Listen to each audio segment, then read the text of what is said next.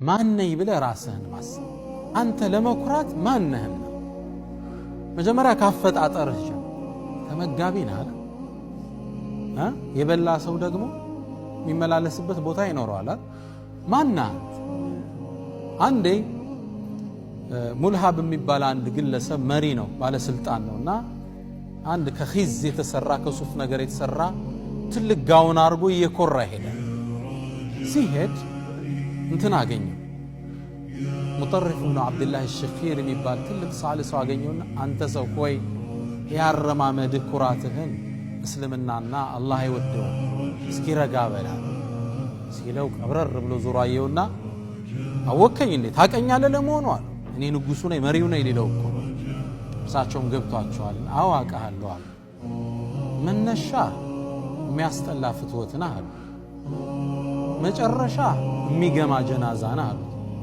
በሁለቱ መሃል ሆድ ላይ ቆሻሻ ይዘህ የምትዞር ነህ አሉ። ግልጽ ነው። ማን ነህ እናንተ? እስኪ መነሻህን ንገረኝ። ሚመንይኒው ምናን ከዛ ثم إنكم بعد ذلك لميتون ሟች ነህ። መሃል ላይ ደግሞ ቆሻሻ አዝለህ ነው የምትዞረው። ድንግጥ አረማመዱን አስተካከለ።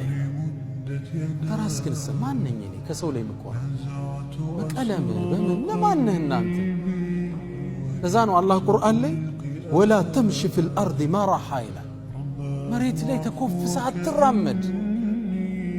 ኢነከ ለን ተኽሪቀ አልአርድ መሬትም በሳታችን መሰንጠቃችን ማን ትንሽ ፍጡር እኮ ወለን ተብሉገ አልጅባለ ጡላ አሊያም ቁመና ተራራ ጋር ይስተካከል። ምንድነው የምትነፋው? መሬት ልትሰነጥቅ ነው ወይስ ኪሊማንጃሮ ጋር ልትወዳደር? ወላ ተምሺ ፊል አርድ መራ ረጋ ብለህ አሁን እሱ ጋር አንደኛው እሱ እኔ ማን ነኝ ብለህ መረዳት። ሁለተኛ እንደ ሰው ዲን እንኳን ቢኖር ፍጻሜ ነው። በእስልምናችን ደግሞ ሱኡል ኻቲማ ምንለዋል፣ ያፈጻጸም መክፋት። አሟሟት አይታወቅም። አሁን አንተ እንኳን ታፔላ ለሰዎች ልትሰጥ ግልጽ ነው። ፍጻሜ ቢከፋስ ሰው ተችተ ተሳድበ ያንተ ፍጻሜ ቢከፋስ ይህ ሁለተኛው ከኩራት የሚያርቅ